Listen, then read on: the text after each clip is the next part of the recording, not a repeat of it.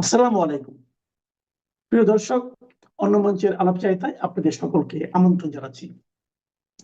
দাদা, রংপুর অঞ্চল ভারতের মধ্যে নিয়ে নেওয়ার জন্য ভারতের একজন নিরাপত্তা বিশেষজ্ঞ, বোধহয় তিনি জাতীয় নিরাপত্তা বিশেষজ্ঞ দলেও ছিলেন, কর্ণাটক সম্ভবত নাম, উনি বললেন যে রংপুর অঞ্চল কিনে নিতে ভারতের চিকেন নেকের নিরাপত্তার জন্য এটা খুব প্রয়োজন। বাংলাদেশ স্বাধীন সার্বভৌম দেশ এবং এইটা নিয়ে বাংলাদেশে খুব আলাপ হচ্ছে। এতদিন পর্যন্ত রাজনীতিবিদরা নানান বক্তৃতা দিয়েছেন। আসামের মুখ্যমন্ত্রী হেমন্ত বিশ্ব শর্মা উনি দিতেন, শুভেন্দু অধিকারী দিতেন, কিন্তু নিরাপত্তা বিশ্লেষকদের মধ্যে এরকম লিখিত পরামর্শ দেয়া আগে শোনা যায়নি। এবং তিনি এটাও বলছেন নাকি যে যদি কিনে নেওয়া না যায় প্রয়োজনে বাংলাদেশের চিকেন নেক বলতে যেগুলো বোঝায় যে ফেনী অংশ এবং রংপুর অংশ সেটা দখলে নেওয়া যায়। এই আলাপে কতটুকু বাতাস বইছে আপনার কাছে কেমন, আপনার কাছে কি মনে হয়? কারণ এমনিতেই তো অস্থিরতা, বর্ডার অস্থিরতা চলছে পুশব্যাক নিয়ে, এবং আমাদের দিকে প্রচন্ড সমালোচনা আছে, যেটা স্বাভাবিক যে ভারত ভারতের দিক থেকে অমানবিক ভাবে একটা পুশিং করা হচ্ছে, অনেককে অমানবিক সময় কাটাতে হচ্ছে। আপনার কাছে জানতে চাই রংপুর অঞ্চল নিয়ে, এবং আপনারা আপনাদের চিকেন নেকের নিরাপত্তার জন্য অতীতের যে কোনো সময়ের তুলনায় অতিরিক্ত সেনা এবং সেনা শক্তি মোতায়েন করেছেন চিকেন নেকে, এর কি কোনো বিশেষ তাৎপর্য আছে? গৌতম লাহিড়ী। ধন্যবাদ। কোন সামরিক বিশেষজ্ঞ কি বলেছেন? আমি ভারতের জাতীয় দিল্লি থাকা জাতীয় সংবাদপত্রে কোথাও কিছু পড়িনি, দেখিনি। আপনাদের ওখানে লোকেরা কোথায় কি হচ্ছে অবাচিন সব খবর পায়। ওখান থেকে কখনো কখনো বাংলাদেশেরও বিভিন্ন উগ্রবাদী চরমপন্থা, জামায়াত ইসলামী, ইসলামিক উগ্রপন্থী লোক অনেক রকম মন্তব্য করে থাকে। সেটা যেরকম বাংলাদেশ সরকারের মতামত নয়, তেমনি ইনি যেটা বলেছেন সেটা ভারত সরকারের মতামত নয় বলেই আমি জানি। কারণ ভারত সরকারের মতামত একমাত্র আমাদের দেশে ভারত সরকারের পররাষ্ট্র মন্ত্রণালয়ের মুখপাত্র দেবেন, এমনকি পররাষ্ট্র সচিবও না।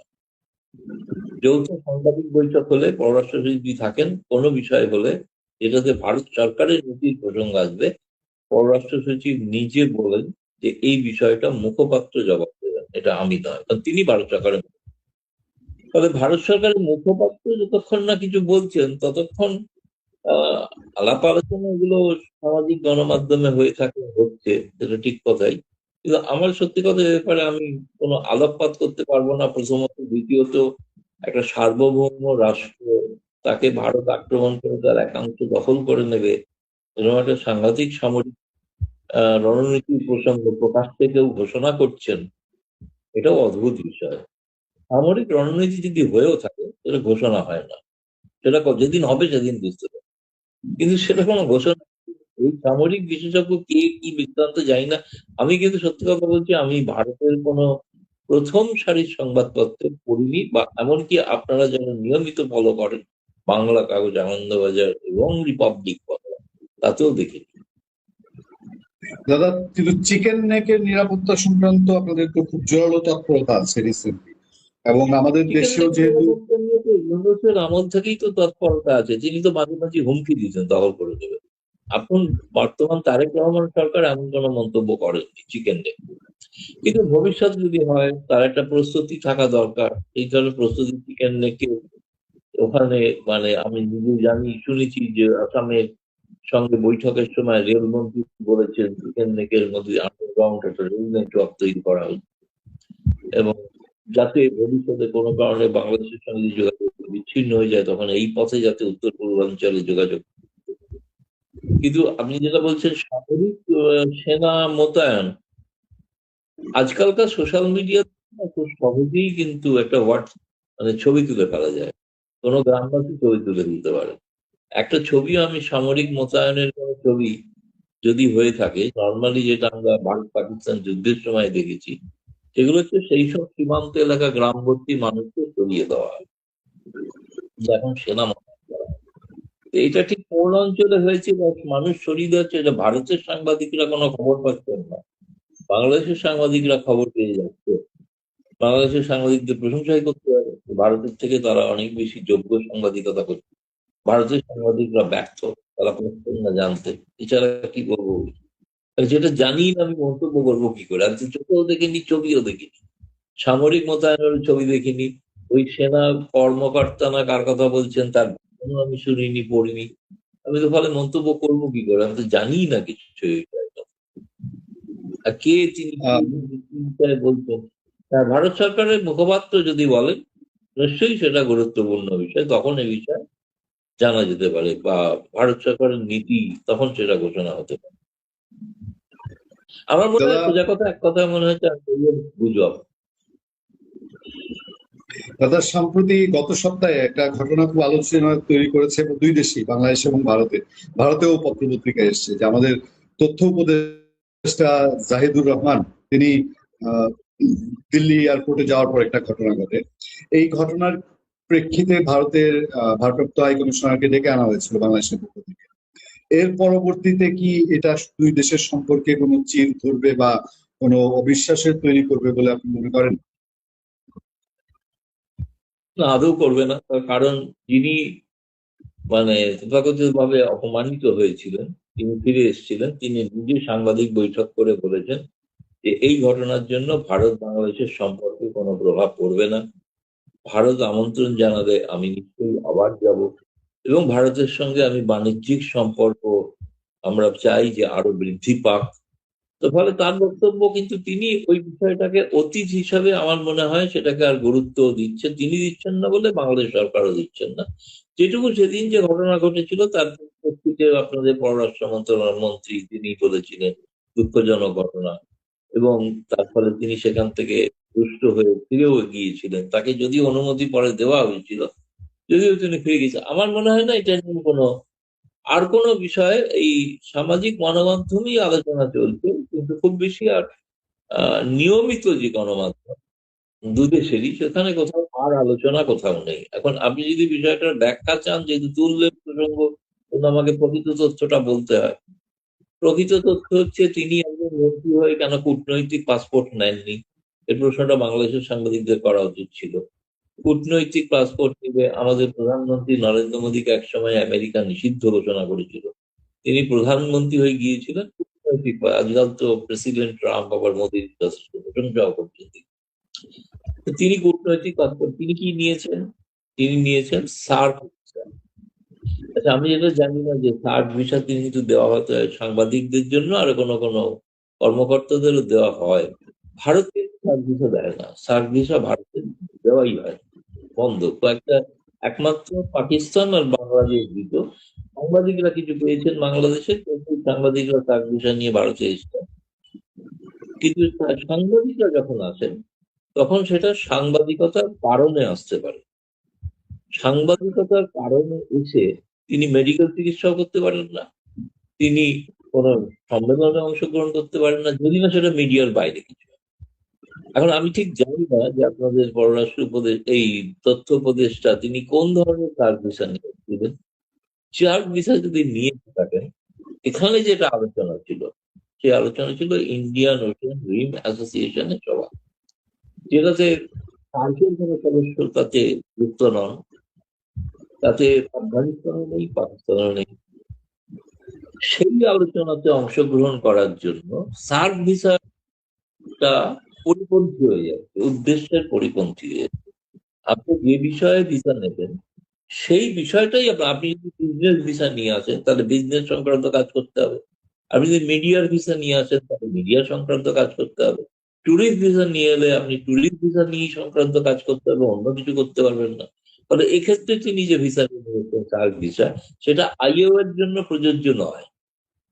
এটা আমার ধারণা, তিনি প্রথম দিকে হয়তো তার কাছে মনে হয়েছিল যে তার সাধারণ পাসপোর্টটা যেহেতু আমাদের পররাষ্ট্র মন্ত্রণালয় তাকে কালো তালিকাভুক্ত করে রেখেছিল, সেই কারণে রাত্রিবেলা তার পাসপোর্টটা দেখার পরই সাধারণ পাসপোর্ট, তারপরে তিনি কালো তালিকাভুক্ত, পরে যদিও উচ্চ পর্যায়ে আলাপ আলোচনা করে সেটাকে তাকে অনুমতিও দেওয়া হবে। আপনি একবারই সিঙ্গেল এন্ট্রি পাবেন এই বিষয় নিয়ে, এই দ্বিতীয়বার এই পাসপোর্ট নিয়ে আসতে পারবেন না, এটাও বলা হয়েছে। এবং যাই হোক, তিনি ফিরে যাওয়ার পর আমার মনে হয় বিষয়টা উপলব্ধিও করতে পেরেছেন। ভারতের যে অ্যাক্টিং হাই কমিশনকে দেখে যে খুব ধমক টমক দেওয়া হয়েছে, আদৌ না, আমি অ্যাক্টিং হাই কমিশনের কথা বলি, তারা তাদের প্রথাগত একটা প্রতিবাদ করেছেন যে একটা মন্ত্রীর অমর্যাদা করা হয়েছে বলে, সেটা তারা জানিয়েছেন, পারপাসে সেটা তারা বলেছেন, ওটা ঘটনা। কিন্তু সেটা নিয়ে আমার মনে হচ্ছে না বাংলাদেশ নিজে থেকে আর কোনো একটা ইস্যু করতে চাইছে। ভারত তো চাইছেই না, কিন্তু বাংলাদেশ আর কোনো এটাকে নিয়ে ইস্যু করবে বলে মনে হয় না। বলুন পূর্ণিয়া স্যার। জি দাদা, আমি আরেকটা প্রশ্ন নিয়ে যেতে চাই। আমাদের প্রধানমন্ত্রী তারেক রহমান তিনি মালয়েশিয়া এবং চায়না ট্যুরে যাচ্ছেন। আপনি, আমার মনে আছে যদ্দূর, যে আপনি একটা আলোচনা বলেছিলেন যে একটু দেখার বিষয় যে তারেক রহমান তার ট্যুর প্ল্যানটা কিভাবে সাজান। তার এই চায়না সফরকে ভারতের দিক থেকে কিভাবে বিবেচনা করা হবে, কারণ আমরা তো জানি যে ভারত চায়না সম্পর্কটা এখন কোন পর্যায়ে আছে। আপনি যদি এই দিকটা একটু আমাদের দর্শকদের বিশ্লেষণ করুন। না, আমাদের প্রধানমন্ত্রী নরেন্দ্র মোদী বাংলাদেশের প্রধানমন্ত্রী তারেক রহমানকে ভারতে আসার আমন্ত্রণ জানিয়েছিলেন। এখন বাংলাদেশ সরকার প্রথম কথা হচ্ছে এটা সার্বভৌম সিদ্ধান্ত। এই সার্বভৌম রাষ্ট্র সার্বভৌম সিদ্ধান্ত নেবেন তারা কোন দেশে যাবেন। আমি শুনেছি তিনি মালয়েশিয়া আসছেন প্রথম, মালয়েশিয়া থেকে চীনে আসবেন। একটা জিনিস স্পষ্ট করে আমি যেটা খোঁজ নিয়ে জানতে পারলাম, সেটা বাংলাদেশের এখনো কোনো গণমাধ্যমে দেখিনি। চীনের যে বৈঠকটা হচ্ছে দালিয়ান শহরে, চমৎকার শহর, কাগজগুলো থাকে, গেলে খুব যারা যাবেন তারা উপভোগ করবেন ওই শহরটা। আমি গিয়েছি। তো দালিয়ান শহরে এটা ওয়ার্ল্ড ইকোনমিক ফোরামের সামার সম্মেলন বলা হয়, সামার ডাভোস সম্মেলন। ডাভোসের একটা গ্রীষ্মকালীন সম্মেলন হয়। সেই সম্মেলনটা মূলত আর্থিক বিষয় তো দুটোতেই আলোচনা হয়, কিন্তু যেটা সুইজারল্যান্ডে দাভোসে হয়ে থাকে তাতে সাধারণত রাষ্ট্রপ্রধানরা বা মন্ত্রীরা এই ধরনের অনেক আমাদের ভারতবর্ষের অনেক মুখ্যমন্ত্রীরাও যান। আমি যেটা দেখলাম ওয়ার্ল্ড ইকোনমিক ফোরামের ওয়েবসাইট খুলে, আপনারাও দেখে নেবেন তাহলে, কোনো নেতা মন্ত্রীর নাম সেখানে এখনো নেই। মূলত আছে বিভিন্ন দেশের রিজার্ভ ব্যাংক বা আর্থিক প্রতিষ্ঠানের প্রধান, তারা সেখানে যাবেন। এবং যেগুলো বলা হচ্ছে যে ইমার্জিং কান্ট্রিজ, যেগুলো তাদের একটা সংখ্যাটা কম নয়, 90টা দেশের 1500 প্রতিনিধি যাবেন, সেটা লেখা আছে ওয়েবসাইট। তবে এটা হচ্ছে একটা বহু রাষ্ট্রীয় মঞ্চ বলতে পারেন, বহু দেশীয় মঞ্চ। তারেক রহমান চীনের দ্বিপাক্ষিক সফরে যাচ্ছেন না, চীনের আমন্ত্রণে তিনি যাচ্ছেন তা নয়, ওই দাভোসের ওয়ার্ল্ড ইকোনমিক ফোরামের সম্মেলন। যদিও বাংলাদেশ সরকার এখনো কিন্তু ঘোষণা করেনি সফরটা, এখনো ঘোষণা করেনি। তারা হয়তো দেখছেন যে অন্যান্য দেশে তারা যাচ্ছেন। ভারত থেকেও আমি কিন্তু জানি না যে কোনো মন্ত্রী পর্যায়ে কেউ যাচ্ছেন কিনা, এখনো সেটা জানি না। প্রধানমন্ত্রী তো যাবেন না, কারণ প্রধানমন্ত্রী আগামী 18 তারিখ দিবেন। 23 তারিখ থেকে এই সম্মেলনটা, 23 থেকে 23, 25, 26 এরকম সম্ভবত হবে। খুবই গুরুত্বপূর্ণ সম্মেলন। সেই সম্মেলনের ফাঁকে প্রধানমন্ত্রী তারেক রহমান চীনের কোনো নেতা মন্ত্রীর সঙ্গে সাক্ষাৎ করতে পারেন, এটা আমি শুনছি কূটনৈতিক সূত্র থেকে। ফলে একেবারে যেহেতু দ্বিপাক্ষিক সম্পর্ক নয়, সেই জন্য কোথাও কোনো একটা দেশে রাষ্ট্রে বহুরাষ্ট্রীয় সম্মেলন হচ্ছে, সেই সম্মেলনে তিনি যোগ দিতে যাচ্ছেন, গিয়ে সেখানকার সেই রাষ্ট্রের প্রধানদের সঙ্গে সৌজন্য সাক্ষাৎ করবেন। হয়তো সেই সাক্ষাৎকারে সৌজন্যতার বাইরেও কিছু আলোচনা হতে পারে। আমি এখনো জানি না, চুক্তি হবে না, কিন্তু যখন বাংলাদেশ পররাষ্ট্র মন্ত্রণালয় ঘোষণা করবে তখন হয়তো এটা জানা যাবে। ফলে সেই কারণে ভারতের থেকে এই বিষয়ে এখনো কোনো মন্তব্য কেউই করেননি। হ্যাঁ, ওই আলোচনায় দ্বিপাক্ষিক যখন যদি কোনো আলোচনা হয়, যেটা হবে হয়তো, শুনছি বাংলাদেশের পররাষ্ট্র মন্ত্রণালয়ের সূত্র থেকে শুনছি যে তারা ব্যবস্থা করছেন চীনের সর্বোচ্চ পর্যায়ে বৈঠক করতে পারেন প্রধানমন্ত্রী। সেই বৈঠকগুলোর নির্যাস দেখে হয়তো মারণ মন্তব্য করবে, কিন্তু তার আগে কেউ বহুরাষ্ট্রীয় মঞ্চে কেউ কোথাও যাচ্ছেন, সেটা আগাম কোনো মন্তব্য প্রতিক্রিয়া, সেটাতে মনে হচ্ছে না যে এটা তিনি ভারতের দ্বিপাক্ষিক আমন্ত্রণকে উপেক্ষা করে চীনের আমন্ত্রণ গ্রহণ করেছেন, সেটা এইটা ব্যাখ্যাটা সঠিক। আচ্ছা আমার মনে দাদা, হচ্ছে অনেকটা ব্রেকিং নিউজ দিলাম আমার মনে হচ্ছে, কারণ এটা বাংলাদেশের কেউ জানেন না, আর তো গণমাধ্যমের কোথাও দেখিনি আমি। তিনি যে ওয়ার্ল্ড ইকোনমিক ফোরামের সামিটে, যেটা সামার মিটিং বলা হয়, একটা হয় শীতে আর একটা হয় গ্রীষ্মে। এই গ্রীষ্মে চীনের মিটিংটা হচ্ছে দালিয়ান শহরে, তো ওইখানে যাচ্ছেন অনেকে। দাদা, আমি একটু ভারত বাংলাদেশ সম্পর্কের দিকে যেতে চাই। আমরা এই চলতি সপ্তাহে দেখলাম যে নেপাল থেকে বাংলাদেশে বিদ্যুৎ আসার কথা অতিরিক্ত দুশো 2200 মেগাওয়াট বোধ হয়। ভারত সেটা অনুমতি দেয়নি। ভারত বলছে যে সঞ্চালন লাইনে চাপ আছে, কিন্তু বাংলাদেশের দিক থেকে অনেকে যেন এটা ইজি ভাবে নিতে পারছেন না। আবার এই পুশব্যাক যে প্রক্রিয়াটা চলছে, এটা নিয়েও অনেকে মনে করছেন যে এটা ভারতের একটা চাপ তৈরি করা বাংলাদেশের উপরে। কারণ এই সময় এটা কতটা প্রয়োজন ছিল, কি ছিল না ছিল। আমরা কি এমন ভাবতে শুরু করব যে ভারত বাংলাদেশের উপরে নানান কারণে চাপ তৈরি করছে, যেটা আপনি মাঝে মধ্যে বলেছেন যে সম্পর্কটা কোথায় যেন জোড়া লেগেও জোড়া লাগছে না। তাহলে কি ভারত চাপ তৈরি করতে চাচ্ছে বাংলাদেশের উপর? না, চাপ বলুন বা যাই যেভাবেই ব্যাখ্যা করুন, এটা তো ঘটনা, সম্পর্কটা স্বাভাবিক হচ্ছে না, এটা তো কোনো অস্বীকার করার কোনো উপায় নেই। কিন্তু যেটা আমি আগে দুটো বিষয় বলে দিই, যে দুটো বিষয়ের কথা আপনি বলেছেন। 40 মেগাওয়াট নেপাল থেকে বিদ্যুৎ যায় বাংলাদেশে, যেটা ভারতীয় গ্রিড থেকে এই মাধ্যমে ব্যবহার করেই যায়। যেটা গ্রিড ব্যবহার করে যে বাড়তি 20 মেগাওয়াট যেটার কথা বলা হয়েছে, যেটা দিতে চাইছে নেপাল, বাংলাদেশ চাইছে, সেটা বাংলাদেশের গণমাধ্যমেই প্রকাশিত হয়েছে যে গ্রিডের ক্যাপাসিটি নেই। এবং যেটা আমরা যখন পশ্চিমবঙ্গের বহরমপুরের ভেড়ামারা থেকে যে 1200 মেগাওয়াট বিদ্যুৎ যখন দেওয়া হয়, এখনো দেওয়া হয়, সেটা কিন্তু একবারে 1200 মেগাওয়াট দেওয়া যায়নি। সেটা 1100 মেগাওয়াট, আগে 500-600 হয়েছিল, সেটা বাড়িয়ে শেখ হাসিনা বাড়িয়ে 1100 করেছিলেন, তারপরে আরো 1200 হয়েছিল, কিন্তু তার জন্য ট্রান্সমিটারের ক্যাপাসিটিটা বলবে। এইসব ক্ষেত্রে আলোচনার জন্য আমার মনে হয় সাংবাদিকদের থেকেও যারা এই ইলেকট্রিক্যাল সংক্রান্ত বিষয়ে যুক্ত, আপনি বাংলাদেশ বিদ্যুৎ সরবরাহ নিগম, তাদের ইঞ্জিনিয়ারদের সঙ্গে যদি কথা বলেন, আমার মনে হয় তারা হয়তো প্রকৃত সত্যটা বলবেন। যে সত্যটা আমি জানি, সেই সত্যটা হচ্ছে ট্রান্সমিটারের ক্যাপাসিটি না বাড়ালে তো বার্স্ট করবে, আপনি 40ও পাবেন না, 0 পাবেন। বাস্তব অবস্থাটা তো বুঝতে হবে কেন যাচ্ছে। ভারত দিচ্ছে না, বিদ্যুৎ তো লুকিয়ে আটকে রাখা যায় না। আমি তো আলমারি করে সিন্ধুকে ভরে ব্যাংকে সেফ ডিপোজিটে বিদ্যুৎ রেখে দিলাম, দেবো না বাংলাদেশ। এটা তো হয় না, বিদ্যুৎ যদি পাঠাতেই থাকে, সে বিদ্যুৎ নিয়ে করবোটা কি? পাঠাতেই তো হবে, তাই না? সেক্ষেত্রে পাঠানো যাচ্ছে না বলে নেপাল আর পাঠাচ্ছে না, কারণ পাঠানো যাবে না, এটা সময় লাগবে। এটা পাঠানো হচ্ছে না। ভারত, বাংলাদেশ, নেপাল কিন্তু দুই দেশীয় একটা সমঝোতা, একটা ওয়ার্কিং গ্রুপ আছে। যে ওয়ার্কিং গ্রুপের, আমি যারা আসছি পরে, আপনি বাংলাদেশ সরকার একটাও ওয়ার্কিং গ্রুপের বৈঠক করতে রাজি হচ্ছে না। আমরা বিদ্যুৎ দিয়ে যাচ্ছি, আমরা ডিজেল দিয়ে যাচ্ছি, কাঁচা সবজির অভাব হলে দিচ্ছি, পেঁয়াজের অভাব হলে দিচ্ছি, কাঁচা মরিচ হলেও দিচ্ছি, ডিমের সংকট হলে দিচ্ছি, তাই না? $12 বিলিয়ন বাণিজ্য যথারীতি অব্যাহত আছে। কিন্তু আপনারা একটাও কোনো উদাহরণ দিতে পারবেন না যে বাংলাদেশ সরকার এই সময় ভারতের জন্য এইটা করেছে, কিন্তু ভারত তার গুরুত্ব দিল না। একটা উদাহরণ আমি দিতে পারবো। কি উদাহরণ দিতে পারবেন? বড়জোর বাংলাদেশ থেকে হাদি হত্যাকারীরা চলে এসছে, ইত্যাদি। এছাড়া ভালো খবর বাংলাদেশ থেকে ভারতের জন্য একটা ভালো খবর তো দিতে পারছেন না, যে আমরা বাংলাদেশকে, ভারতকে বলেছি আপনাদের যে তুলার ওপর যে আমদানি ছিল সেটা প্রত্যাহার করেছি, এবার আপনারা পাঠান সড়ক পথে। সেরকম কোনো সিদ্ধান্ত দেখছি না। আপনারা চাইছি সমস্ত সীমান্ত হাটগুলো খুলে দিতে, আসুন আপনারা একসাথে বাণিজ্য শুরু করি, ওই শুনছি না। তো এখন গঙ্গার পানি চুক্তি যেটা রিনিউ করতেই হবে, সেটাতেও সন্দেহ দেখা দিয়েছে আপনাদের আগ্রহ। কারণ এটা হয় জানুয়ারি থেকে মে মাসে শুখা মরশুমের মধ্যে পানি সরবরাহ কতটা হচ্ছে তার মাপজোক করে।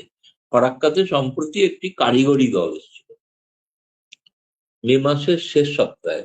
তা আপনি যখন বন্যা হবে তখন তো পানির মাপ নেওয়া হয় না, পানির মাপ নেওয়া হয় যখন শুখা মরশুমে, যখন পানি থাকে না, তাতে বোঝা যায় কতটা পানি প্রবাহিত হচ্ছে, সেই অনুসারে পানি বন্টন।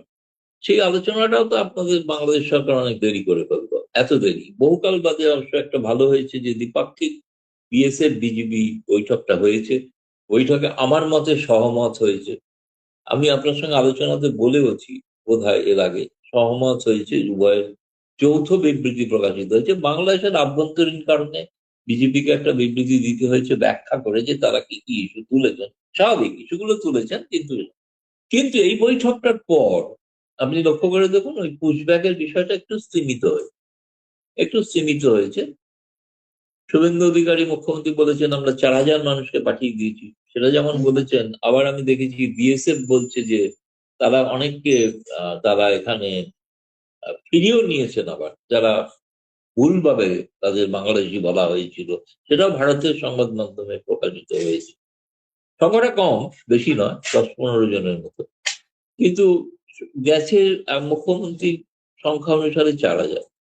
কিন্তু এই ঘটনাটা নিশ্চয়ই একটা চাপ তো চাপ তৈরি তো হচ্ছে, কারণ যেহেতু আপনাকে বাংলাদেশ সরকার পাকিস্তানের সঙ্গে চুক্তি করছে, আইএসআই এর অবাধ গতিবিধি, তিস্তা প্রকল্প চীনের হাতে তুলে দেবেন, চীন সফরে যাবেন, ইত্যাদি। যেখানে ভারত কোথাও আপনাদের প্রায়োরিটি, বাংলাদেশের প্রায়োরিটিতে এই অগ্রাধিকারেই ভারত নেই। তো সেখানে আমরা কিন্তু তা সত্ত্বেও বিদ্যুৎ বন্ধ করছি না। ওই যে বলছেন যে যারা ভাষণ দিচ্ছেন যে ভারত এটা কেন করলো, এটা অপমান করলো, এটা এই করলো, সব ভারতের দেওয়া বিদ্যুৎ থেকেই করছে। ওই বিদ্যুৎ না থাকলে তো অন্ধকারে পড়ে যাবে, কিন্তু আমরা তো সেটা করছি না। পুশব্যাক পুশিং হচ্ছে ঠিকই, কিন্তু বিদ্যুৎ যাচ্ছে, ডিজেল যাচ্ছে, সার এখনো দেওয়া যায়নি। সারে ভারতেও সংকট আছে, যেন সার চেয়েছেন, সেটাও দেওয়া হয়নি।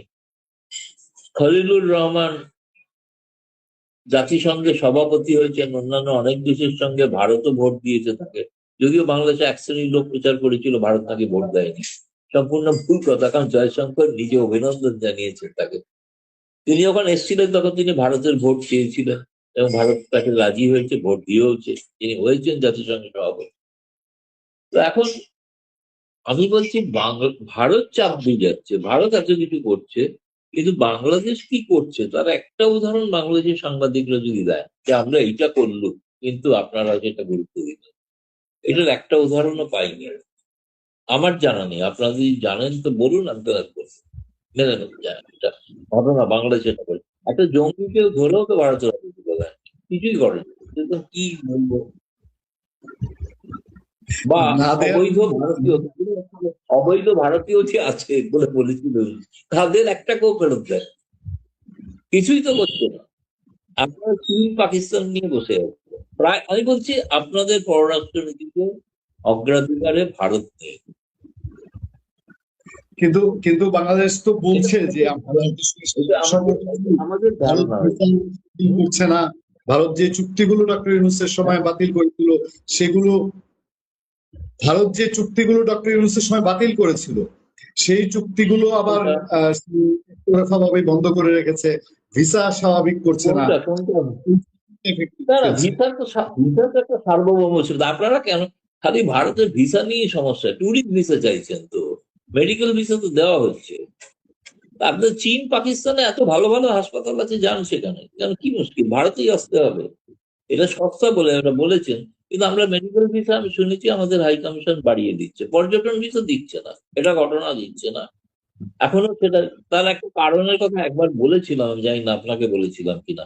ভারতের ভিসা সেন্টার গুলো থেকে যারা সমস্ত কর্মচারী কাজ করতো, কূটনীতিবিদ না তো সাধারণ কর্মচারী, তারা ভয়ে যে পালিয়ে এসেছিল, তাদের কেউ কেউ ফিরে গেছে, কিন্তু সকলে যায়নি, সব পরিবার নিয়েও যায়নি। কারণ ভারতের, আপনি জানেন তো, ভারত বাংলাদেশকে নন ফ্যামিলি পোস্টিং ঘোষণা করেছিল, মানে পরিবার নিয়ে কেউ যাবেন না।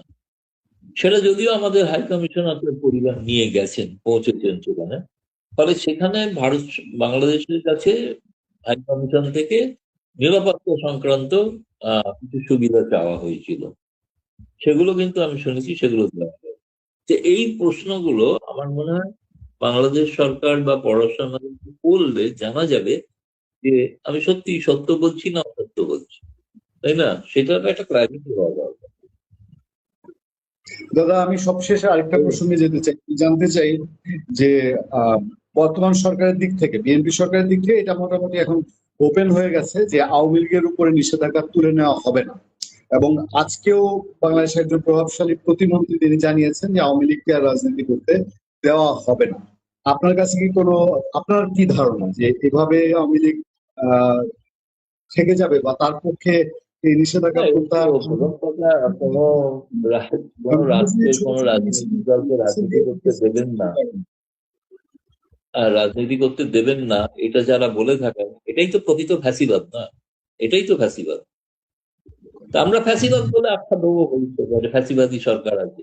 মন্ত্রী যেটা বলেছেন সেটা বাংলাদেশের সরকারের সবটা মত, এরকমও আমি শুনেছি যে বরঞ্চ আগে এখন রাস্তায় মিটিং মিছিল আওয়ামী লীগের অনেক বেড়েছে, আরো বাড়বে, কারণ আওয়ামী লীগের নেতারা নির্দেশ দিয়েছেন যে যেখানে পারো যেমন ভাবেই হোক করো, নেমে পড়ো রাস্তায়, এবং সেই পরিবেশটা আরো বাড়বে। এবং তাতে আগের তুলনায় আর কিছু ধরপাকড় হচ্ছে না যে তা নয়, তবে তুলনামূলকভাবে কম।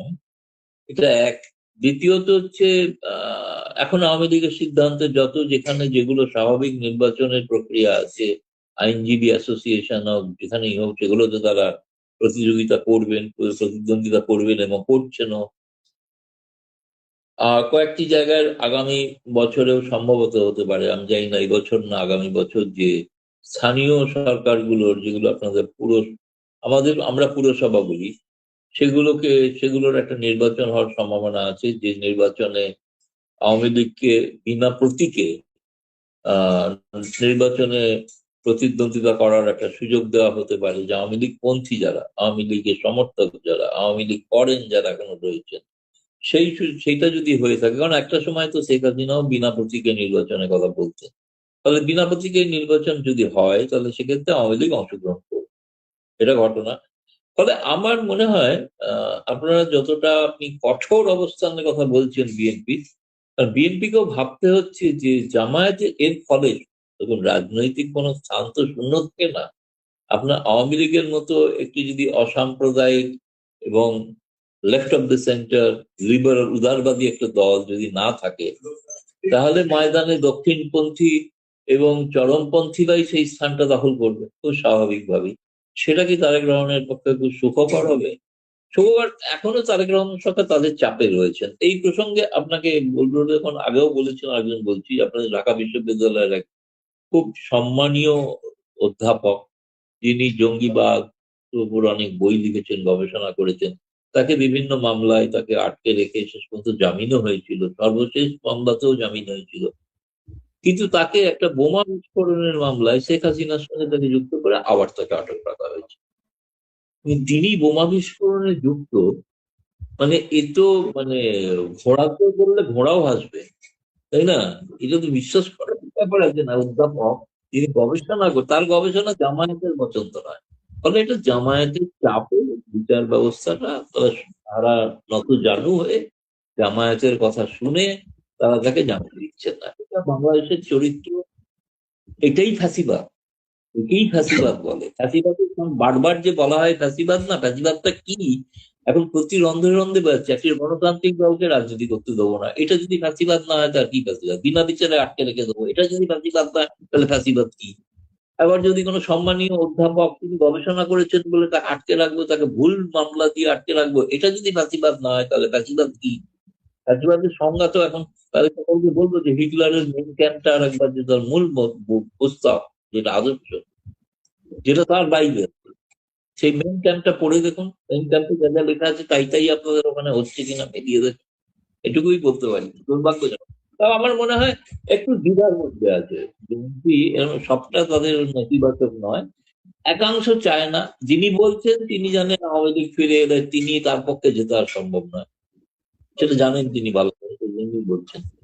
ফলে এই কারণে বিএনপির মধ্যে একটা অংশ চান যে একটা কি করে, আমি জানি না, আমি তো শুনেছি নেতৃত্বের কোনো আলোচনা হচ্ছে, হয়তো কোনো বোঝাপড়া হলেও হতে পারে।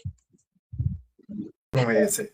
যাই হোক, এটা আপনি ঠিকই বলেছেন। আমার মনে হয় তিনি ওই বিএনপির যে আধা শিক্ষিত সম্রাট বাবর ছিলেন, সে অনেকে কিন্তু জানেন আমাদের স্বরাষ্ট্রমন্ত্রী কিন্তু আধা শিক্ষিত, ঠিক আছে? যারা আমাদের সনদ নিয়ে কথা বলতে আসেন তাদের বলতে চাই, আপনাদের যে মহামান্য পীরানে পীর দস্তগীর সম্রাট বাবর, তিনি কিন্তু আধা শিক্ষিত।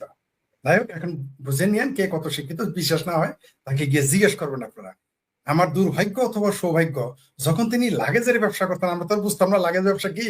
আমরা থাইল্যান্ডে যেতাম হইলো বেড়াইতে, পরে মনে পড়েছে এই লোকটাকে মনে আছে যে তিনি লাগেজ ব্যবসা করার থেকে হাফ শিক্ষিত লোকটা শুধুমাত্র তারেক রহমানের পদধূলির কারণে, তার পাও ধোয়া পানি খাওয়ার কারণে স্বরাষ্ট্র প্রতিমন্ত্রী হয়ে গেছিলেন। তিনি বলেছিলেন উই আর লুকিং ফর শত্রুজ। সম্ভবত এই যে, আমি যেহেতু ভদ্র মহিলা, আমি কোনো নারী বিদ্বেষী বক্তব্য দিতে রাজি না, কিন্তু তাই সাধারণভাবে একটু বলতেছি, ভাবির পোলারা হইলে ততক্ষণ ধুয়ে দিতাম। তো আমার এই ভাবি বা আপা বা আমার বিআইন, তিনি যে সুন্দর ইংরেজি বলেছেন, আমার ধারণা সম্রাট বাবর বলেছে যাক এতদিনে আমার একটা মুরিদান পাওয়া গেল, ঠিক আছে, আবার মহিলা মুরিদান। সম্ভবত 32 সবচেয়ে বেশি খুশি সম্রাট বাবর। সেটা তো গেলই।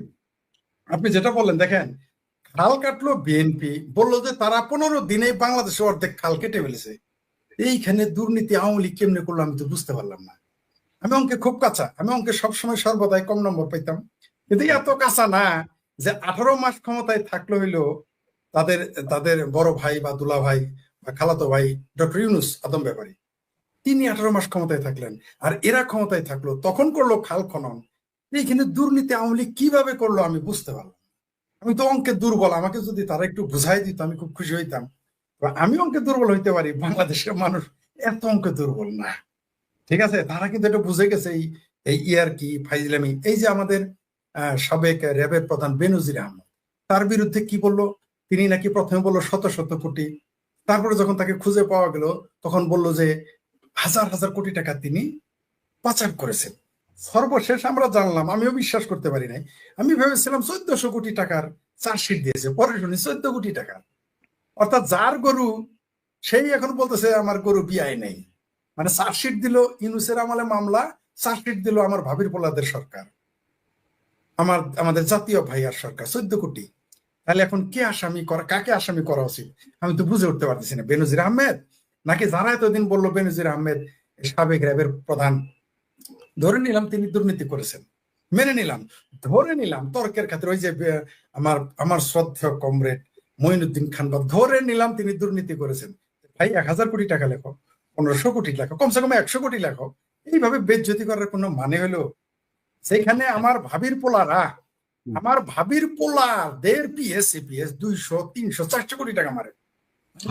যে এরকম দাঁড়িয়ালা তানভীর নাকি উনি যে এইমাত্র ঈসা নবীর সাথে আসর নামাজ পড়ে টপ করে পৃথিবীতে পদার্পণ করেছেন, সেই ভাবির পোলার নামেও বই কেলেঙ্কারি, প্রিন্টের কেলেঙ্কারি 400 কোটি। তাহলে সেইখানে বেনজির আহমেদকে এত বড় দুর্নীতিবাজ, আরে তো আওয়ামী লীগের আমলে দুর্নীতিবাজ, এত ক্ষমতাধর, মাত্র 14 কোটি টাকার চার্জশিট। ইস, আমার তো মনে হয় বেনজির সাহেবের 11 উপরে মামলা করা উচিত, একটা আমার নামে কেন মাত্র 14 কোটি টাকা দিলি? একদম পুরা বেজ্জতি। আমি যদি বেনজির আহমেদ হইতাম, আমি তাকে নাকি দুবাই ধরেছে বলে আমি দুবাই থেকে মামলা করতাম, বাট আমার ইজ্জত, আমার মুখটাই নষ্ট করে দিয়েছে। এটা বলা উচিত। যেটা বললেন, এই যে আমাদের আপারা ভাবিরা সংসদে যা বলতেছে, কাজ না থাকলে না খই বাঁচতে হয়।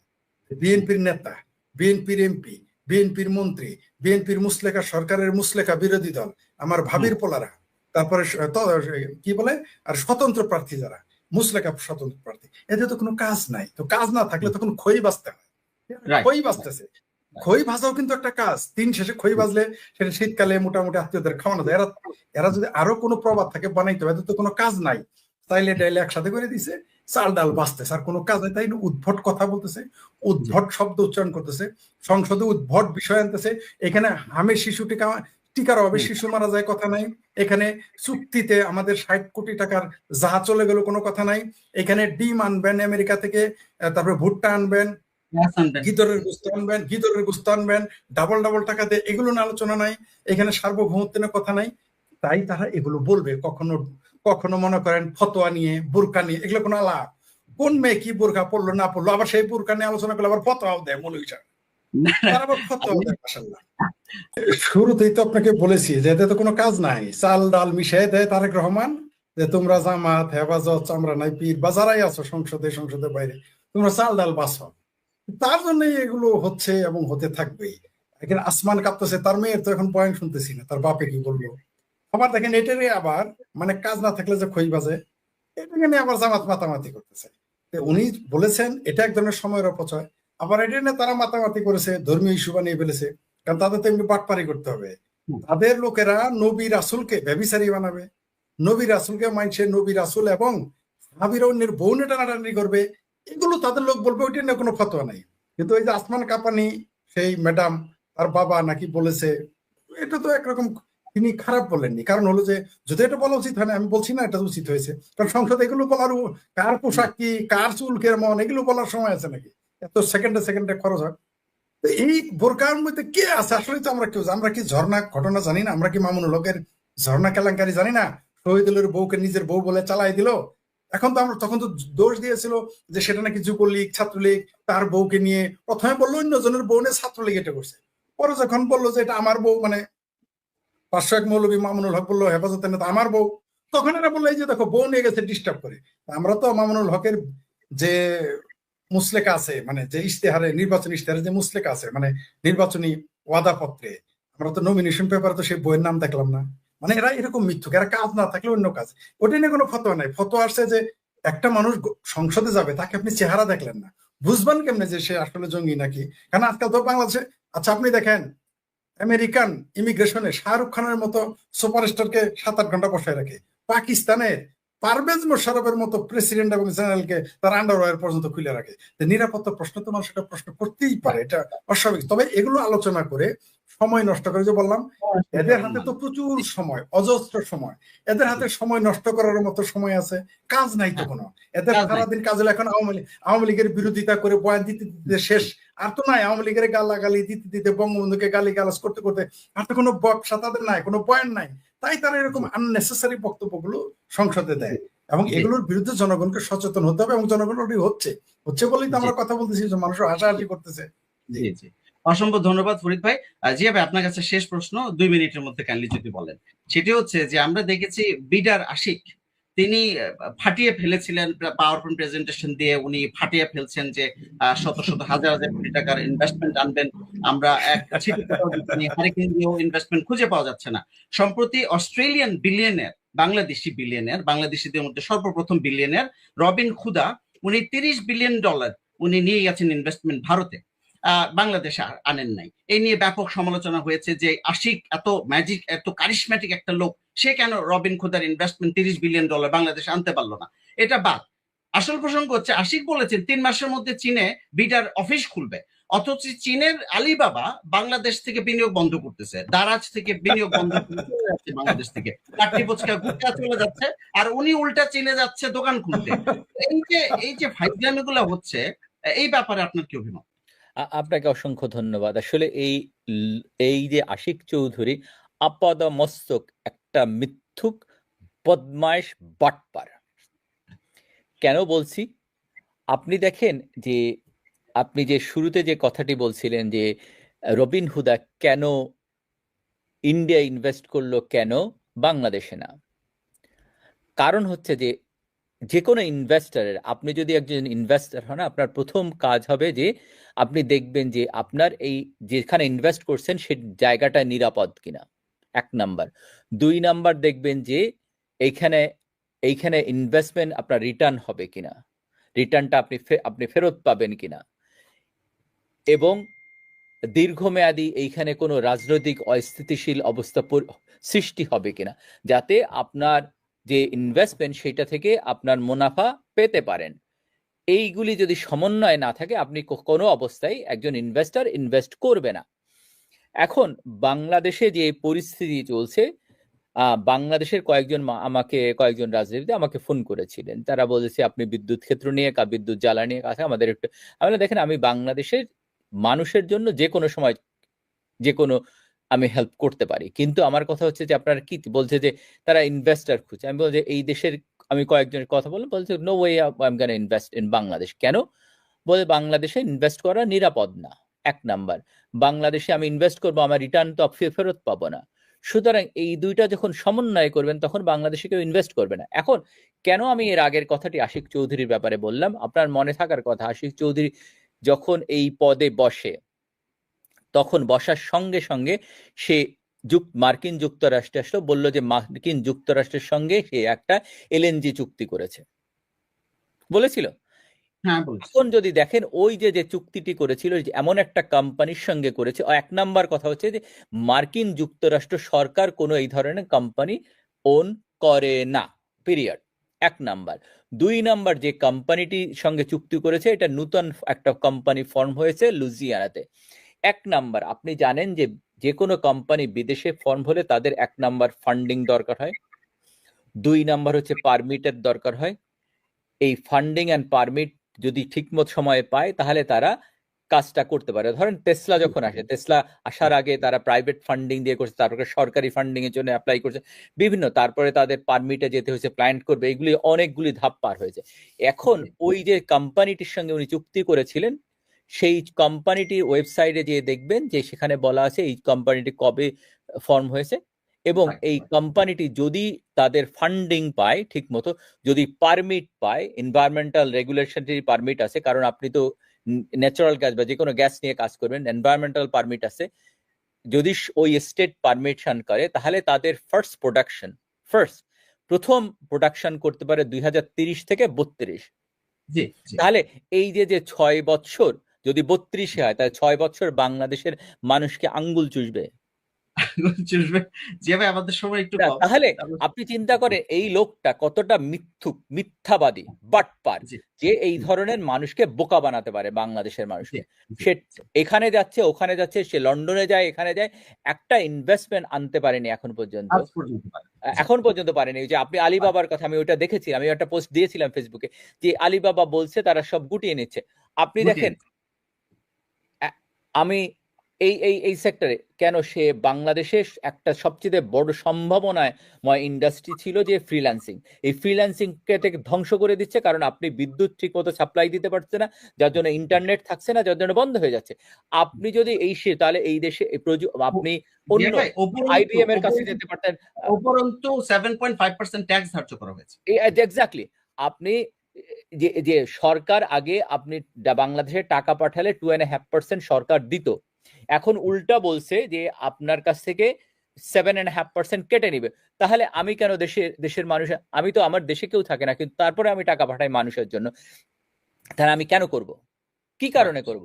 আমাকে উৎসাহিত করা উচিত ছিল, সেই উৎসাহিত না করে উল্টা আমার পরে ট্যাক্স বার্ডেন চাপিয়ে দেওয়া হচ্ছে। সুতরাং আমি তো করব না, বা অন্য কোনো ইনভেস্টরও করতে যাবে না।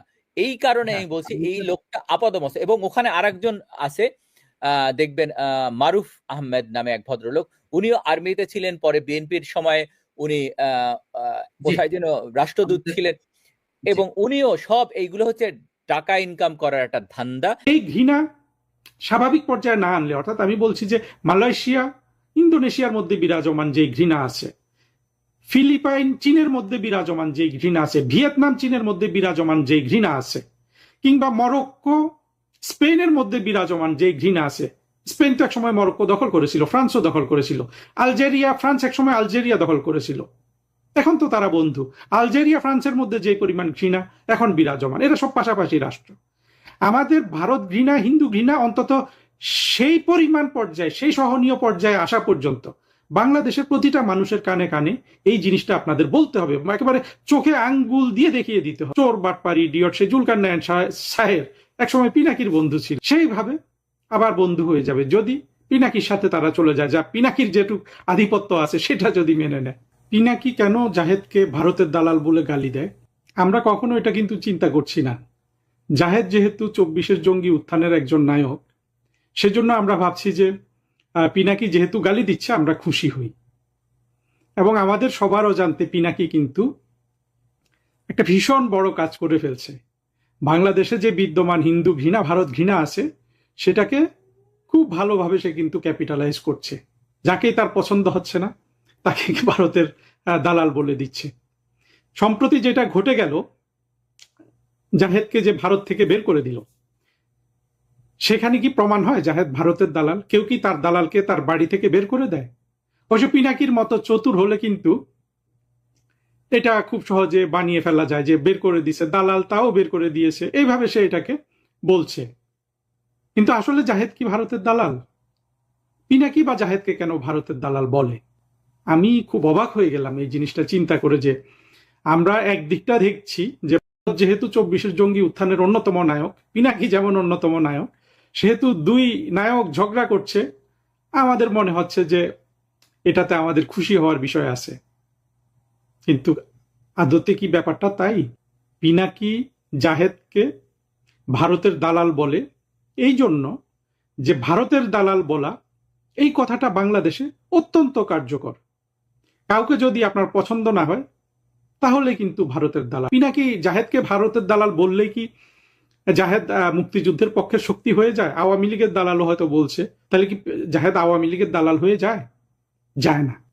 দেখুন, বাংলাদেশ ভারত দুটো পাশাপাশি রাষ্ট্র, একটা বড় একটা ছোট, এই বাস্তবতা সারা পৃথিবীতে বিদ্যমান। সারা পৃথিবীতে বিদ্যমান। আপনি কানাডা যুক্তরাষ্ট্রের কাছে যান, আপনি মেক্সিকো যুক্তরাষ্ট্র এই দুই দেশকে দেখেন, আপনি মালয়েশিয়া ইন্দোনেশিয়া এই দুইটা দেশকে দেখেন, আপনি সিঙ্গাপুর মালয়েশিয়া এই দুইটা দেশকে পাশাপাশি রেখে দেখেন, আপনি থাইল্যান্ড মালয়েশিয়া এই দুটো পাশাপাশি দেশকে দেখুন, ভিয়েতনাম চীন এই দুটো দেশকে পাশাপাশি দেখুন, ফিলিপাইন চীন এই দুটো দেশকে পাশাপাশি রেখে দেখুন, কিংবা এমনকি সৌদি আরব আরব আমিরাত এদেরকেও পাশাপাশি রেখে দেখুন। আপনি দেখবেন যে বাংলাদেশ ভারতের মধ্যে যে সমস্যাগুলো বিদ্যমান, কি কি সমস্যা ধরেন, একটা সমস্যা হলো যে পানি বন্টনের সমস্যা, একটা সমস্যা হলো যে সীমানা ম্যানেজমেন্টের সমস্যা। সীমানা ম্যানেজমেন্টের সমস্যা যদি এটা এখন বাংলাদেশ আর ভারতের মধ্যে নাই, এটা প্রধানমন্ত্রী শেখ হাসিনা এবং প্রধানমন্ত্রী নরেন্দ্র মোদী সমাধান করেছিলেন, কিন্তু এই সমস্যা যে কোনো সময় আবার নতুন করে আসতে পারে। যেমন এই ভারতে যেসব বাংলাদেশি চোরাকারবারি বা যারা অবৈধভাবে ঢোকে তারা যেভাবে হত্যাকাণ্ডের শিকার হয় সেটা দেখুন। এই ধরনের 2, 3, 5, 10টা সমস্যা যেই কোনো দুটি পাশাপাশি দেশের মধ্যে আছে। আপনি যতগুলো আমি উদাহরণ দিলাম প্রতিটা দেশের মধ্যে এই সমস্যাটা আছে। কিন্তু কোন দেশে মনে করেন যে ফিলিপিন্স বা ভিয়েতনামের সাথে চীনকে তুলনা করেন, তাদের দক্ষিণ চীন সাগরের মালিকানা নিয়ে তাদের মধ্যে সমস্যা আছে। এখন ফিলিপাইন বা ভিয়েতনামের মানুষ যদি চীনকে বাংলাদেশে যেভাবে ভারত ঘৃণা সৃষ্টি করা হয় এইভাবে ঘৃণা সৃষ্টি করার কথা ফিলিপাইনি বা ভিয়েতনামিজরা কি ভাবতে পারে? তারা কখনো এটা ভাবতেই পারে না যে এই রকমের একটা ঘৃণা সৃষ্টি করা সম্ভব। কিভাবে এই ঘৃণাটা তৈরি হলো? এই ঘৃণাটার উৎস আমি বারবার বলেছি 1947 সালের দেশ বিভাগ। সেই দেশ বিভাগে হিন্দু মুসলমান দুই পক্ষই নির্যাতিত হয়েছে, এবং যেসব মুসলমান বিতাড়িত হয়েছে বা স্বইচ্ছায় পূর্ব পাকিস্তানে চলে এসে তাদের মধ্যে এই ঘৃণাটা আসছে স্বাভাবিকভাবে। তারপর 1971 সালে পাকিস্তানের পরাজয়, পূর্ব পাকিস্তানের হাতে পশ্চিম পাকিস্তানের পরাজয়, এটা এই দুই পরাজয়, এই পরাজয়ের প্রতিশোধ নেওয়ার জন্য যারা পাকিস্তানি মানসিকতার আছে তারা দেখলো যে বছরের পর বছর এই যে হিন্দু ঘৃণা ভারত ঘৃণাকে যদি তারা কাজে লাগিয়েছে, সেইভাবে তারা সামাজিকভাবে বাংলাদেশের মানুষকে প্রস্তুত করেছে ওয়াজ নসিহত ইসলাম ধর্ম দিয়ে। কিন্তু দেখুন তো সৌদি আরবে যদি আপনি দেখেন, সৌদি আরবে যে পরিমাণ আপনার হিন্দি মুভি দেখা হয়, আরব আমিরাতে যেভাবে হিন্দি মুভি দেখা হয়, এখন বাংলাদেশে যদি হিন্দি মুভি দেখার জন্য আপনি যদি ভারতকে বাংলাদেশের ভারত ঘৃণা ছড়ান যে বাংলাদেশে ভারতীয় হিন্দি মুভি দেখা হয় এই জন্য বাংলাদেশের সার্বভৌমত্ব ভারত নিয়ে নিয়েছে, কালচারাল সার্বভৌমত্ব আগ্রাসন চালিয়েছে, এটা একটা অনুযোগ আছে না যে আমরা যেহেতু আমাদের উপর ভারত কালচারাল আধিপত্য চালাচ্ছে। এটা যদি সত্য হয় তাহলে তো সৌদি আরবের উপর ভারত কালচারাল আধিপত্য চালাচ্ছে, সংযুক্ত আরব আমিরাতের উপর ভারত কালচারাল আধিপত্য চালাচ্ছে, সেখানে তো হিন্দি মুভি আমাদের এখান থেকে বেশি জনপ্রিয়। চিন্তা করুন তো, পিনাকির মতো একজন সেভাবে ভারত ঘৃণা হিন্দু ঘৃণা সৌদি আরবে বা আরব আমিরাতে ছড়াচ্ছে, ওকে সাথে সাথে শুলে ছড়িয়ে মেরে ফেলবে না? বা বাংলাদেশের যে জামাত শিবির স্বাধীনতা বিরোধী মৌলবাদী শক্তি যারা যেটা করছে, এটা করলে ওদেরকে তো সবাইকে ওইখানে মেরে ফেলবে, সৌদি আরবে বলুন আরব আমিরাতে বলুন।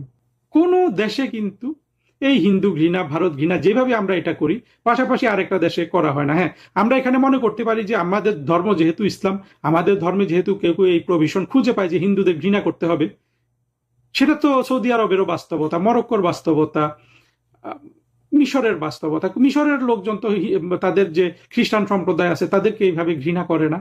ঘুরে ফিরে যদি আপনি দেখেন বাংলাদেশে ভারত ঘৃণা হিন্দু ঘৃণার মূল কিন্তু নিহিত রয়েছে 47-এর দেশভাগে, পরবর্তীতে 71 সালে পাকিস্তানিদের পরাজয়ের মধ্যে। এই পরাজয় যারা মেনে নিতে পারে না তারা কিন্তু আপনার ভারত বাংলাদেশের মধ্যে যেই স্বাভাবিক বিদ্যমান সমস্যাগুলো আছে সেগুলাকে আপনার ঘৃণায় পরিণত করেছে। আপনার মনে করেন সীমান্ত সমস্যা থাইল্যান্ড মালয়েশিয়ার মধ্যে আছে, আরো ব্যাপক, ইন্দোনেশিয়া মালয়েশিয়ার মধ্যে আছে, ফিলিপাইন চীনের মধ্যে আছে, ভিয়েতনাম চীনের মধ্যে আছে। একটা দেশেও কিন্তু আপনার আধিপত্য ইত্যাদি কিন্তু সার্বভৌমত্ব বিক্রি হয়ে গেছে, দেশ বিক্রি হয়ে গেছে, এইভাবে কিন্তু কোনো প্রচারণা নাই। সহযোগিতা আছে, ব্যবসা বাণিজ্য আছে, কারণ ওই কোনো দেশে কিন্তু এই যতগুলা দেশের নাম বললাম কোথাও কিন্তু আপনার স্বাধীনতা বিরোধী চক্রটা নাই আমাদের দেশে যেটা আছে।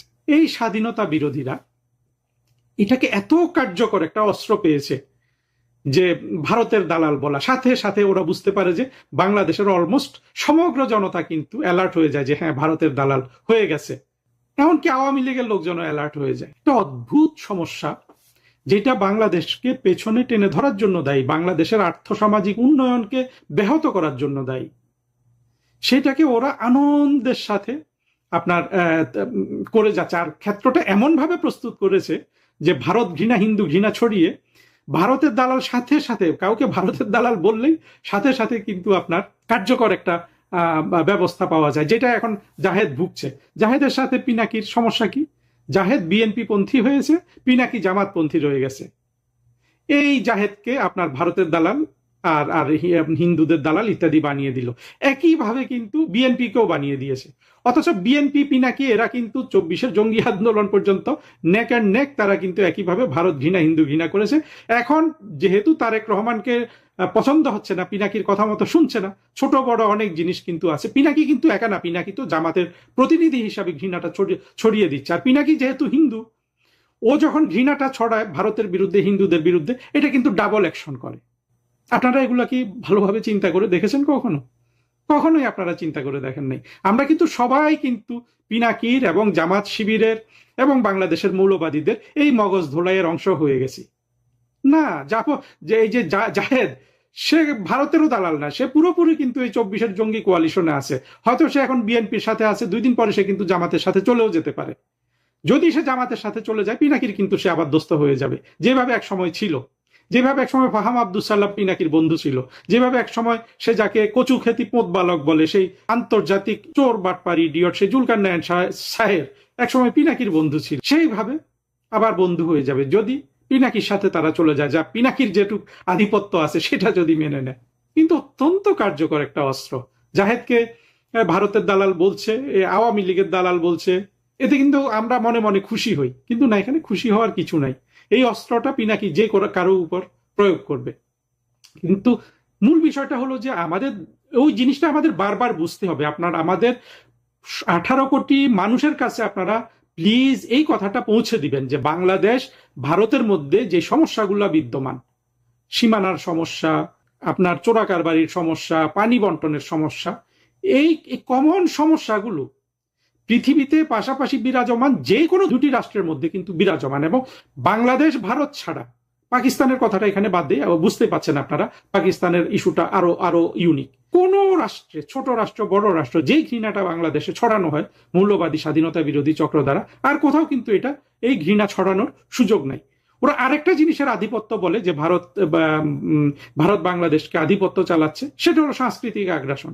দেখেন, মুসলমানরা সাংস্কৃতিক ক্ষেত্রে সারা পৃথিবীতে দুর্বল বললে তো ভারতের সিনেমাগুলো বাংলাদেশের চেয়েও বেশি চলে কিন্তু মিডল ইস্টে। সাংস্কৃতিক আগ্রাসন চলবে যদি আপনি সংস্কৃতিতে উন্নত তদারক হতে না পারেন। আপনি যদি বোম্বাই নাচের চেয়ে বেটার নাচ আপনি যদি ঢাকায় না করতে পারেন, বোম্বাই নাচ আপনার দেখবেই, আপনার এই হুজুররাই তো দেখে। বোম্বাই গান ছাড়া কি আজহারি ওয়াজ করতে পারে না। হুজুররাও কিন্তু এটার ভিকটিম, কিন্তু ঘৃণা ছড়িয়ে যাচ্ছে। কবে আপনারা সচেতন হবেন? এই সচেতনতাটা বাংলাদেশের 18 কোটি মানুষের মধ্যে আপনার ছড়াতে হবে, কানে কানে কানে কানে গিয়ে বলতে হবে। বলার পরে আপনি অন্তত আমাদের মুক্তিযুদ্ধের পক্ষের আওয়ামী লীগের যে সাপোর্টার গুলো আছে, অন্তত সেগুলোকে তো আপনি কনভিন্স করতে পারবেন। কারণ এই ঘৃণা স্বাভাবিক পর্যায়ে না আনলে, অর্থাৎ আমি বলছি যে মালয়েশিয়া, ইন্দোনেশিয়ার মধ্যে বিরাজমান যে ঘৃণা আছে, ফিলিপাইন চীনের মধ্যে বিরাজমান যে ঘৃণা আছে, ভিয়েতনাম চীনের মধ্যে বিরাজমান যে ঘৃণা আছে, কিংবা মরক্কো স্পেনের মধ্যে বিরাজমান যে ঘৃণা আছে, স্পেন তো একসময় মরক্কো দখল করেছিল, ফ্রান্সও দখল করেছিল, আলজেরিয়া, ফ্রান্স একসময় আলজেরিয়া দখল করেছিল, এখন তো তারা বন্ধু। আলজেরিয়া ফ্রান্সের মধ্যে যে পরিমাণ ঘৃণা এখন বিরাজমান, এরা সব পাশাপাশি রাষ্ট্র। আমাদের ভারত ঘৃণা, হিন্দু ঘৃণা অন্তত সেই পরিমাণ পর্যায়ে, সেই সহনীয় পর্যায়ে আসা পর্যন্ত বাংলাদেশের প্রতিটা মানুষের কানে কানে এই জিনিসটা আপনাদের বলতে হবে, একেবারে চোখে আঙ্গুল দিয়ে দেখিয়ে দিতে হবে। আমি যে কথাগুলো বলছি এর মধ্যে তো কোনো ভুল নাই। আপনি এটা গাণিতিক ভাবে প্রমাণ করতে পারবেন, ফিলোসফিক্যালি তো প্রমাণ করতেই পারবেন, গাণিতিক ভাবেও প্রমাণ করতে পারবেন। প্লিজ আপনারা প্রমাণ করুন। এই যে একটা ওষুধ ওরা পেয়ে গেছে, বাংলাদেশের মৌলবাদী স্বাধীনতা বিরোধী 71-এর পরাজিত শক্তি, যাকে পছন্দ হচ্ছে না তাকে ভারতের দালাল, এমনকি যারা মূলত বিএনপির পারপাস সার্ভ করছে, এদের সবাইকে কিন্তু ভারতের দালাল বানিয়ে দিয়েছে পিনাকি। সেই মাসুদ কামাল কিংবা তুষার ওই যে একটু মোটা সোটা খুব সুন্দর করে কথা বলে, এমনকি দেখেন প্রথম আলো, ডেইলি স্টারের সম্পাদক গুলা, যারা মূলত বাংলাদেশের ওদের রাজনৈতিক পরিচিতিটা কি আছে, একটা হলো যে আমাদের মুক্তিযুদ্ধকে ঘৃণা করা, এটা ছাড়া ওরা যেহেতু মোটামুটি সেকুলার এবং নাস্তিক শ্রেণীর, ওরা আবার জামাতের সাথে ওদের একটা দ্বন্দ্ব আছে। সেই দ্বন্দ্বটাকে ক্যাপিটালাইজ করার জন্য পিনাকি জামাত এরা মিলে আবার মাহফুজা নামকে আপনার ভারতের দালাল বানিয়ে দিচ্ছে, মতিউর রহমানকে ভারতের দালাল বানিয়ে দিয়েছে, আরো কি কি নাম যেন দেয়, মাহফুজা নাম, প্রভু আনন্দ, কি কি যেন বলে। চিন্তা করতে পারছেন কিভাবে বোকা বানিয়ে যাচ্ছে আমাদেরকে? প্লিজ একটু সবাইকে বলুন, কানে কানে বলুন। যতক্ষণ আপনারা না বলবেন আমি কিন্তু এই জিনিসগুলো রিপিট করতে থাকবো। সেনাবাহিনীর ফ্যামিলি যারে পাবে তারে পিটাবে বাঙালি, যে তোদের কারণে আমাদের দেশ ধ্বংস হয়েছে। সেনা একদম। পরিবারকে পিটাবে মনে রেখো। একদম। আমি মাঝে একটা শুনেছিলাম, এখন যেহেতু আমাদের সেনাপ্রধান এখন 30শে জুন তো রিটায়ার করবে, তার জন্য এখন ধাওয়া চাওয়া পড়ে গেছে। নতুন সেনাপ্রধান আসছেন, তিনি 24শে জুন তিনি মানে নেবেন, কার্যভার নেবেন। তারপরে যা হবার হবে। তার আগে যেটা আমি খবর পেয়েছিলাম যে 5 ব্যাটালিয়ন না 4 ব্যাটালিয়ন বোধহয় সেনা বোধহয় ওদিকে গেছেন, তোমার 7 সিস্টারে দিয়ে গেছে। তার মধ্যে 2 ব্যাটালিয়ন এসএসবি আছে। সাধারণভাবে এসএসবি মানে অপারেশনাল জায়গাগুলোতে এসএসবি যায়, যেটা পাকিস্তান বর্ডারে আছে এসএসবি। তো এসএসবি মোতায়েনটা আমার কাছে খুব একটা আশ্চর্যজনক লেগেছে। এসএসবি হচ্ছে para commando, SSB para commando. ও আচ্ছা, প্যারা কমান্ডো মানে তো বিশাল প্যারা দেয়। আকাশ থেকে নামবে, নেমে সাফাই করতে করতে ধরো তোমার 20 কিলোমিটার জায়গা দরকার, ওই 20 কিলোমিটার দূরে ওকে নামিয়ে দেবে। ওই এবার সাফাই করতে করতে করতে করতে করতে করতে ও টেরিটরি অব্দি চলে আসবে, মানে ইন্ডিয়ান টেরিটরি অব্দি চলে আসবে সাফাই করতে করতে। ওরা হচ্ছে আচ্ছা। এসএসবি। কিন্তু বাংলাদেশের ওরা মতো specially ঘনবসতি অঞ্চলে কি সেটা সম্ভব? ভারতবর্ষের কাছে সব খবর আছে, সব মুড়ো রাখা আছে। এই তোমার জাহিদুর রহমানকে যে ধরতে মানে ঢুকতে দেওয়া হলো না, ওর তো ঠিকুচি কুষ্টি সব তো ওর তো দেখিয়ে দিয়েছিল। একটা প্রশ্ন আমাদের আছে, এখানে বাংলাদেশ সেনাবাহিনী শোনো, আমাদের এখানে শেখ হাসিনাকে মারার জন্য, খুন করার জন্য বহু চেষ্টা চালানো হচ্ছে, বহু রকম চেষ্টা চালানো হচ্ছে। তাই নাকি? এই খবরটা আমি তো ভারতে বললাম। শেখ হাসিনাকে হত্যা করা যায়? হ্যাঁ, বহু রকম চেষ্টা করা হচ্ছে। মাই গড। এখন বিন্দু মাত্র কারুর যদি কোন রকম সন্দেহ থাকে, সেই যদি সন্দেহের তালিকায় থাকে, তাকে ঢুকতে আমার দেবেই না। সন্দেহের তালিকায় বেশ কয়েকজন আছে, এগুলারে তো তাহলে ল্যাংটা করতে হবে। তো তোমার সন্দেহের তালিকায় যখন হয়, তাহলে এদের কাছেও আছে তালিকায়। এরা যখনই ঢুকবে তখনই আটকা পড়ে যাবে। এখন জাহিদুল লাস্টে ভেবেছিল যে আমার সঙ্গে তো আইএসআই এর এই সমস্ত কথাবার্তা হয়েছে, তার স্ক্রিনশট নিশ্চয়ই আছে। এবার যদি আমার ফোনটা দিয়ে নিয়ে নেয়, নিয়ে যদি এবার তথ্য তালাশ করতে থাকে, তাহলে পরে তো আমি ফেসে যাবো। আমি তো আর ঢুকলে পরে বেরোতে পারবো না। আমি সবুজ পাসপোর্ট নিয়ে এসেছি, কূটনৈতিক পাসপোর্ট আবার নয়। অ্যাডাম দেখাতে গেছিল, মনে করছে ফাঁক তালে আমি ঢুকে যাব।